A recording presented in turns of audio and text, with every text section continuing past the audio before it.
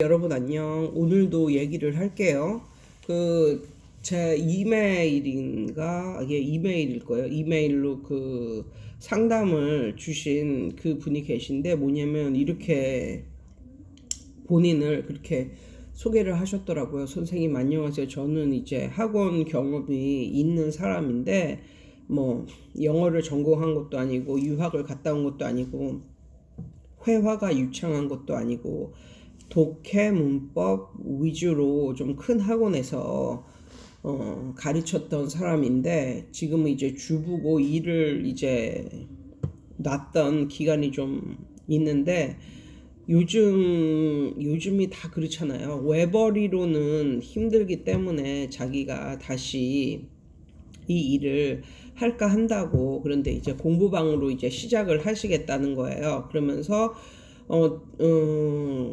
자신이 지금 어떻게 해야 되는지를 좀 설명을 하시는데, 첫 번째, 그분은 이제 학원 경험이 있으신 분이기 때문에 커리큘럼 짜고 이런 건 괜찮으시답니다. 혼자서 충분히 커리큘럼을 짜고 어떻게 가르치는지 뭐 그런 건 다 아니까 상관없는데, 본인의 아파트 주위를 중심으로 굉장히 초등 전문 프랜차이즈 학원이 굉장히 많다는 거예요.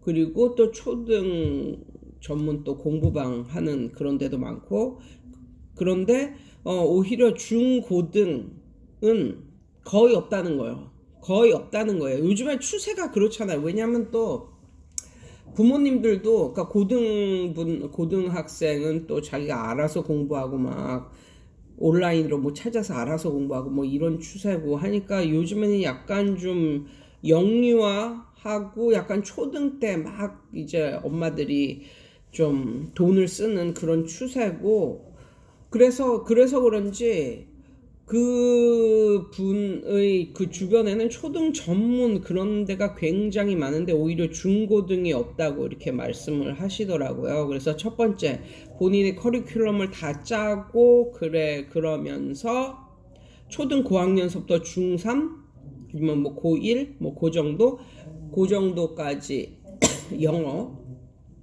본인이 영어 공부방을 하는 건 어떨까요? 첫 번째고, 그 다음에 두 번째는 뭐냐면, 이렇게 봤더니 초등일 때는 전과목이잖아요. 전과목 해주는데, 근데 전과목 해주는 그런 그 공부방은 거의 보육의 개념이죠.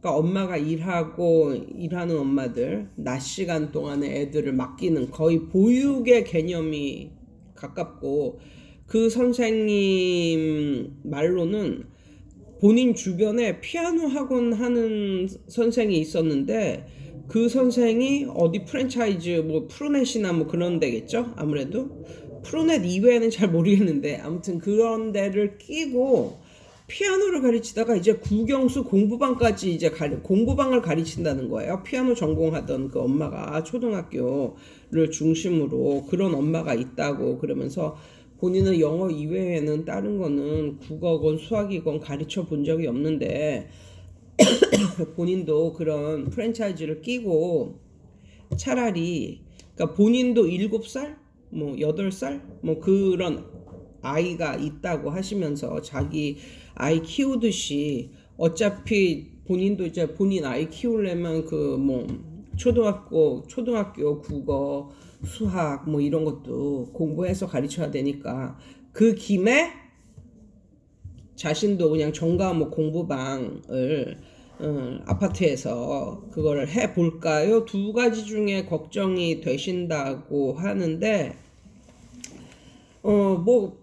저희 의견은 뭐 선생님이 이제 선생님의 경력이 있으니까, 강사의 경력이 있으니까 뭐 두 번째 공부방 그거를 하셔도 상관은 없는데, 이게 자기가 몸에 배고 알던 거 가르치는 거하고 매일매일 새로운 걸 막 공부하고 그거를 가르치는 거는 약간 마음의 여유가 좀 다르거든요. 마음적인 여유가 좀 다르거든요.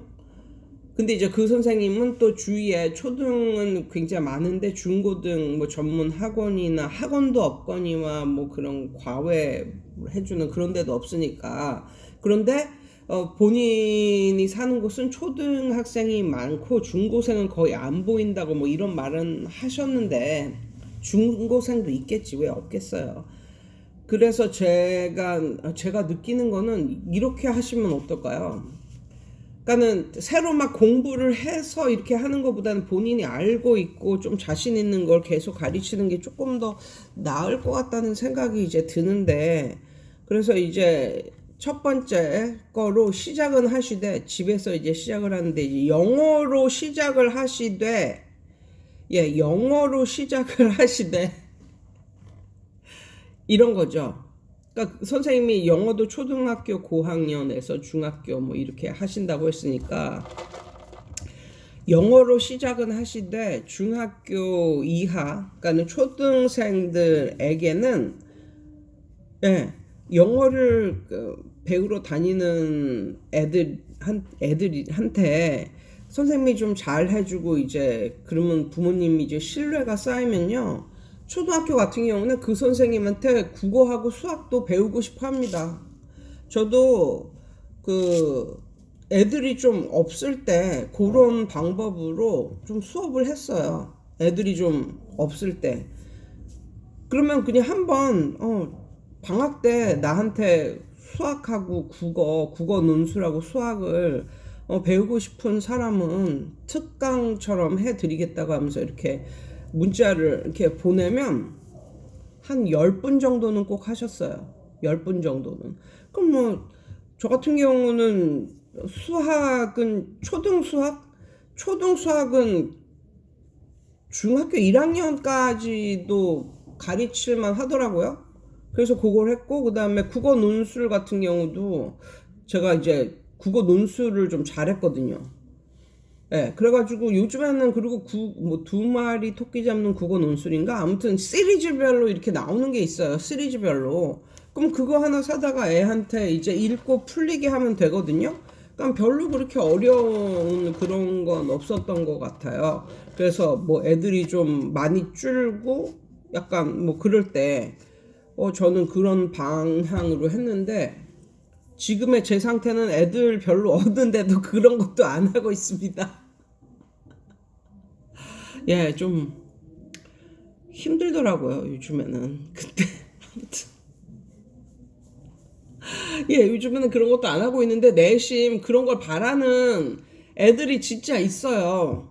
수학도 가르쳐 주면 안 되냐고 그러고 국어 논술 가르쳐 주면 안 되냐고 그러고 그런 엄마들도 꽤 있어요. 꽤 있는데도 요즘은 귀찮아서 안 가르쳐. 그렇다 애들이 많은 것도 아닌데 귀찮아서 안 가르치고 가을이 돼서 그런지 몸이 더 별로 이렇게 막 피곤하고 막 그런 게 더 좀 심해져가지고 이제 안 가르치거든요. 만사가 귀찮은 거야, 만사가. 근데 아무튼 저 같은 경우는 그렇게 했어요. 그렇게 하면은, 그러니까 일단 선생님은 영어는 전문이잖아요. 영어는. 그럼 영어 전문 강사로 이렇게 하다가 뭐 걔네를 대상으로 수학이나 국어 논술을 이렇게 봐주겠다고 그러면 초등학교 학생들은 흔쾌히 그러겠다고 하는 분들이 좀 많았던 것 같아요. 그런데 이제 초등학교 저학년이 그런 걸 원하는 사람들은 더 많겠죠. 초등학교 고학년보다. 그래서 차라리 초등학교 선생님의 아이도 이제 학교에 이제 들어가니까 초등학교 뭐 1학년부터 중학교 뭐 이렇게 애들 상대로 맨 처음에는 영어를 이제 하셨다가 집에서 하는 건 그런 게 되거든요. 집에서 하는 건 여러 과목을 할 수가 있어요. 왜냐하면 공부방 개념이기 때문에.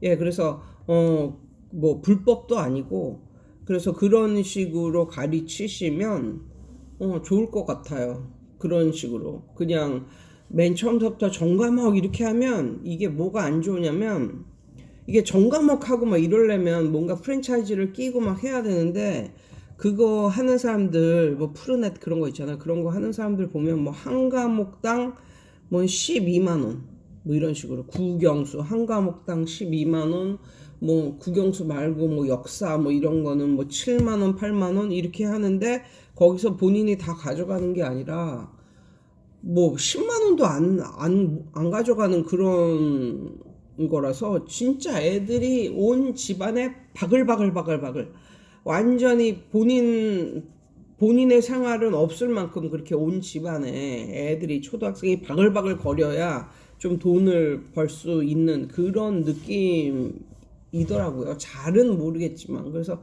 저는 그냥 선생님의 전공을 그냥 살려가지고 분야를 살려서 영어로 이렇게 시작을 하시고 그리고 나서 좀 어느 정도 모아지면 초등학생을 좀 대상으로 그런 걸 좀 봐주겠다. 여러 가지를 하더라고요. 주위에, 그러니까 지금 제 주위가 아니라 예전에 이렇게 선생님들 보면은 뭐 시험 기간에는 뭐 역사, 뭐 과학, 뭐 이런 거 있잖아. 사회 이런 거. 요런 거를 이렇게 풀리고 이제 풀리게 하고 그런 것도 좀 봐주는 이런 선생님들도 계셨고 그다음에 저처럼 이제 수학이면 수학, 영어면 영어 이거로 딱 시작은 하시는데 초등학생에 한해서 뭐 국어랄지 아니면 다른 국어 논술이랄지 아니면 다른 거랄지 좀 그런 걸 좀 간간히 이제 봐주면서 약간 매출을 올리는 그런 걸 하시는 분이 계시더라고요. 아무튼 제 느낌에는 선생님은 뭐 어느 쪽으로 하셔도 괜찮을 것 같은데 이제 두 번째 안 같은 경우는 이제 좀 돈을 많이 벌으려면 집안이 진짜 막 쑥대밭이 된다. 그만큼 애들이 이제 많이 들어와서 뭐 이렇게 해야 되는데 그래서 그거보다는 첫 번째 안이 오히려 좀 시작은 첫 번째 안으로 하는 게 좋지 않을까 뭐 이런 생각을 살짝 해봅니다. 예, 여러분 오늘도 좋은 하루 되세요.